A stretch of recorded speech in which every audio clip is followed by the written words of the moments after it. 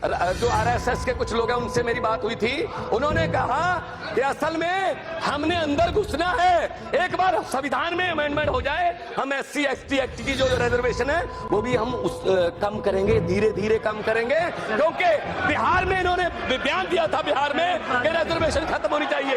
ये इस बात को लेके ये बात कर रहे हैं। अब इनको मिर्ची लग रही है, अब इनको मिर्ची लग रही है। बोलो बोलो बोलो। मैं ये कह रहा हूँ देखिए ये धीरे धीरे एससी एसटी एक्ट का जो रिजर्वेशन है उसको खत्म करने के बारे में सोच रहे हैं, क्योंकि दलितों पर अत्याचार गल लग के सीरी दे जट रोवे, बोड़ा बिचों नीर बगया, लिया तंगली नसीबा नू फरोड़िए, तूड़ी बिचों पुत जगया। सो आज मैं जट सिख बरादरी से आता हूं, जिसको पंजाब में जाट कहते हैं। हमारा भी बुरा हाल है, नाम के जाट रह गए हम, तो क्या करोगे, किसके लिए? इसका मतलब ये चुनावी स्टंट है। और ये भारतीय जुमला पार्टी बीजेपी, भारतीय जुमला पार्टी का एक और जुमला है। और प्रधानमंत्री अगले 10 दिन में आपको कहीं ना कहीं रैली में ताली बजाकर ये बोलते नजर आएंगे, मैंने तो बिल लाया था लेकिन इन्होंने ये कैंसिल कर दिया।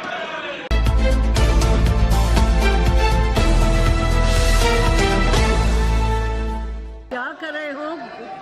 8 बजने आ गए, पूरा नहीं करना है, बीच बीच में मत बोलो। बोलिए बीजेपी वालों सुन लो, भगवान जी सुनने का मजा। आप यहाँ बात करिए। पहली नजर में ये चुनावी स्टंट है मैडम। बीजेपी वालों से हम भी चाहते हैं वीकर सेक्शन जो है, जो आर्थिक तौर पर गरीब हैं, उनको ऊपर आना चाहिए, उनको उच्च पद की शिक्षा मिलनी चाहिए, उनका सोशल लाइफ जो है उनकी वो ऊपर होनी चाहिए। लेकिन अगर बीजेपी वालों के दिल में और मन में, अगर बीजेपी वालों के मन में और दिल में गरीबों का इतना ही ख्याल होता तो ये बिल पहले सेशन के पहले दिन आता, लेकिन ये आखिरी सेशन के आखिरी दिन लेके आए हैं।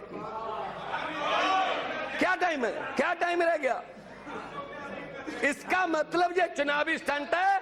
और ये भारतीय जुमला पार्टी बीजेपी, भारतीय जुमला पार्टी का एक और जुमला है। और प्रधानमंत्री अगले 10 दिन में आपको कहीं ना कहीं रैली में ताली बजाकर ये बोलते नजर आएंगे, मैंने तो बिल लाया था लेकिन इन्होंने ये कैंसिल कर दिया। अगर तमन्ना है, अगर मंशा है तो पास करो। असल में कुछ राष्ट्रीय जो आरएसएस के कुछ लोग हैं उनसे मेरी बात हुई थी। उन्होंने कहा कि असल में हमने अंदर घुसना है, एक बार संविधान में अमेंडमेंट हो जाए, हम एससी एसटी एक्ट की जो रिजर्वेशन है वो भी हम कम करेंगे, धीरे धीरे कम करेंगे, क्योंकि बिहार में इन्होंने बयान दिया था बिहार में कि रिजर्वेशन खत्म होनी चाहिए। ये इस बात को लेके ये बात कर रहे हैं। अब इनको मिर्ची लग रही है, बोलो। मैं ये कह रहा हूँ देखिए ये धीरे धीरे एससी एसटी एक्ट का जो रिजर्वेशन है उसको खत्म करने के बारे में सोच रहे हैं, क्योंकि दलितों पर अत्याचार पहले होते रहे। मैडम आखिरी बात है, मैडम आखिरी बात है। बिल के पंजाबी के एक बहुत बड़े शायर दलित थे, संतराम उदासी, गरीबों के लिए लिखते रहे हैं, दलित समाज के लिए लिखा, दबे कुचलों लोगों के लिए। पंजाबी में उन्होंने लिखा, गल लग के सीरी दे जट रोवे, बोड़ा बिचों नीर बगया, लिया तंगली नसीबा नू फरोड़िए, तूड़ी बिचों पुत जगया। सो आज मैं जट सिख बरादरी से आता हूं, जिसको पंजाब में जाट कहते हैं। हमारा भी बुरा हाल है, नाम के जाट रह गए हम, तो क्या करोगे, किसके लिए दोगे? अगर तमन्ना होती पहले आता। अब पता है सिर्फ एक मुद्दा बनाना है, राज्यसभा में तो पास होगा नहीं, मुद्दा बनाना है, बना लो।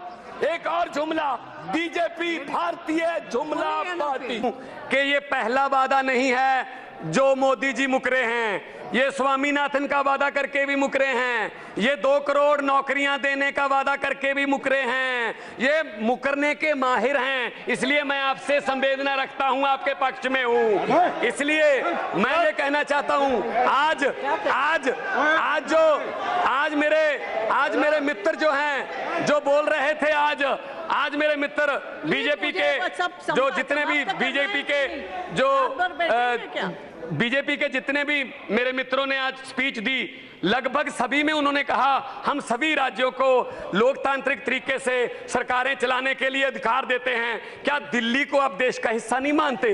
दिल्ली में आप क्या कर रहे हैं? दिल्ली में चुने हुए मुख्यमंत्री, दिल्ली का चुना हुआ मुख्यमंत्री 9 दिन तक एलजी के वेटिंग रूम में, उसके घर में उसको मिलने के लिए वेट कर रहा है। 9 मिनट नहीं मिले उसको मिलने के लिए। क्या ये लोकतंत्र है? 4 राज्यों के मुख्यमंत्री आए, उनसे भी एलजी नहीं मिले। मैडम स्पीकर, जिस घर में एलजी रहते हैं उस घर में अंग्रेजों के जमाने में वायसराय रहते थे। शायद वायसराय की आत्मा एलजी में घुस गई है। क्या लाट साहब के डंडे से दिल्ली चलाओगे? क्या ये लोकतंत्र है कि ये फेडरल स्ट्रक्चर के लिए बहुत बड़ा खतरा है? ये गोवा में भी ऐसे करते हैं, ये अरुणाचल प्रदेश में भी ऐसे करते हैं। मैडम, मैं आगे कहना चाहता हूं, प्रधानमंत्री जी जब किसी स्टेट में जाते हैं तो स्टेट की जो ट्रेडिशनल उसकी ड्रेस होती है वो उनको पहनाई जाती है। दुख से कहना पड़ रहा है कि पिछले दिनों प्रधानमंत्री जी पंजाब के दौरे पर गए, उनको पगड़ी पहनाई गई। 90% कुर्बानियां पंजाब देश को याद कराने के लिए पंजाबियों की हैं। दुख से कहना पड़ रहा है 90% जो कुर्बानियां देने वाले पंजाबी जिन्होंने देश आजाद कराया, उस आजाद देश का प्रधानमंत्री 90 सेकंड तक भी वो पगड़ी को अपने सर पे नहीं रखता। 5 सेकंड में उन्होंने पगड़ी फेंक दी। इससे पता चलता है कि माइनॉरिटीज की कितनी कदर है प्रधानमंत्री के दिल में। मैडम मैं ये कहना चाहता हूं, आज डिबेट किस बात पे चल रही है? बेरोजगारी पे तो कोई डिबेट ही नहीं चल रही। आज डिजिटल इंडिया पे तो बात ही नहीं कर रहा। आज डिबेट चल रही है हिंदू मुस्लिम पे। कोई भी टीवी लगा लो, हिंदू मुस्लिम।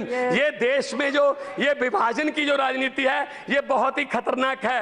ये बहुत ही देश को बांटने वाली बात है। मैडम, पेट्रोल और डीजल के भाव कहां चले गए?